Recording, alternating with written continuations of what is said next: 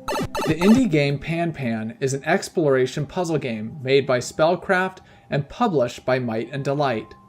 The question I'll be answering today is this game worth your money or not? Is Pan Pan a Nintendeal or a Nintendon't? Something interesting to note is that Pan Pan is a call that is used in radio telephone communications to signify that there is an urgency on board a boat, ship, aircraft, or other vehicle, but that for the time being at least, there is no immediate danger to anyone's life or to the vessel itself. This is probably how they derived the name for the game. In the game, you play as a female character whose blimp-like aircraft has crash-landed on some unexplored island. After the crash, you meet some hooded figures with mustaches that try helping you fix your aircraft. The goal of the game is to collect different parts to repair the blimp. There were so many questions I had when playing. Who am I? What is my name? Why am I flying around in a blimp? Where was I trying to get to in my aircraft? Who are the people on this uncharted land? Why are they helping me? There were lots of questions that went unanswered. Plus, there was no dialogue in the game, so the story was never really fleshed out. Personally, I would have liked if there was more to the story. It would have made me more invested in the unique characters and the beautiful world that I had the opportunity to explore. I wanted to care about the main character of the game, but how am I supposed to be connected to a character that I know little to nothing about? On Steam, you can learn more about the world if you buy the Pan Pan manual for $2.99. How much you'll learn about the world, I'm uncertain. According to this information I found on Steam, the character's name is Ada. However, you can't even buy the manual unless you already own the game on Steam, but the game costs $12.99 for PC. Currently, the Pan Pan manual is not available on Nintendo's eShop. I really wish the Pan Pan manual was free and not something you had to buy. Honestly, this just appears to me like a cash grab from the developers. This is the highlight of the game. The art style reminded me a lot of Monument Valley, which is another puzzle game. Pan Pan's visuals were whimsical and enchanting, and the game ran flawlessly. There was alluring terrain, creatures, and characters that created a sense of wonder and desire to explore.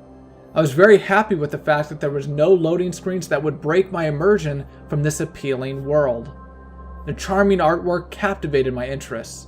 That is part of the reason why I wanted there to be a story. I wanted to know more about this aesthetically pleasing island. I understand that some games don't need a story, and your goal is just to get the high score. However, Pan Pan's artistic style piqued my curiosity and left me wanting to know more. I was excited every time I completed a puzzle that unlocked a new part of the island. If you are someone who loves beautiful artistic games, then this game might just be for you. Simon Viklund, who has composed for a variety of games such as Payday 2, did a masterful job with Pan Pan. The tones were melodic, peaceful, and calming. The melodies were magnificently immersive.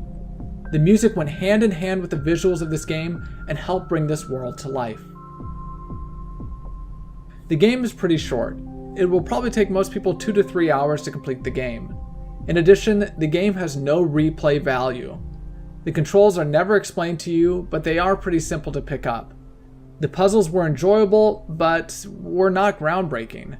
But I was incentivized to complete the puzzles to further explore this whimsical world. When I completed the more difficult puzzles, I always felt satisfied and would pat myself on the back. The most frustrating element of Pan Pan's gameplay was how there is no sense of direction at the start. At first, I was baffled on where to even go. While exploring, there was a plethora of ambiguous symbols. I was wandering around aimlessly or trying to do puzzles that I couldn't even complete because I was missing certain tools. It took me over 30 minutes to finally find the first puzzle. The most difficult puzzle in the game was finding the first puzzle. But once I did finally find the first puzzle, everything started falling into place, and I had a better sense of where I should be going and what puzzles to do next. I liked that the game didn't hold my hand, but I would have appreciated a nudge in the right direction. The game is only $5 on the Nintendo eShop. That is basically what you pay for a cup of coffee. In my opinion, that is a completely reasonable price for this game, compared to the price tag of $12.99 on Steam. Buying this game on the Switch won't be breaking the bank.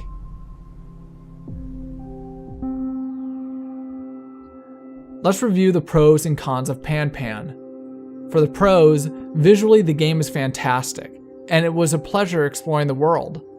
The music enhanced the graphics and helped with the immersion. Plus, there was no loading screens that would ruin your immersion throughout the entire game. And on top of all of this, the game is only $5 on the Nintendo eShop. That's quite the bargain. However, we do need to look at the cons of Pan Pan. First, there was a lack of story, and I really wanted to get to know Ada more and what her purpose was, what she was doing. I wanted to know the different characters that were on the island as well as the creatures that were there. It was a world that was prime for a story, and I think it's a shame that there wasn't one. And if they ever do another one in the future, another Pan Pan, I hope that's something they touch on and expand. Second, having to pay for the manual was something I didn't really appreciate, and it's also very difficult for someone who's trying to get the game on the Switch to get the manual, because they would have to buy it on Steam. They would first have to buy the game, which is $13, and then they would have to pay another $3 to get the manual to learn more about the story and the controls and so on. So it was really a shame that that is something that happened here. And I hope that they do at least put the manual on the Nintendo eShop if that's something that people want to buy when they buy this game for the Switch. Last but not least, the lack of direction at the beginning of the game was incredibly frustrating. I would have really appreciated if they kind of gave me a nudge in the right direction. I understand that it's a puzzle game, and I don't want to have someone hold my hand. I don't want the developer to basically walk me through the game. I want to figure things out, but having to spend 30 minutes wandering around, banging my head against a wall, essentially, to try and find the first puzzle so I can actually play the game, it's just something that I felt was unnecessary, and I felt that it detracted from the gameplay.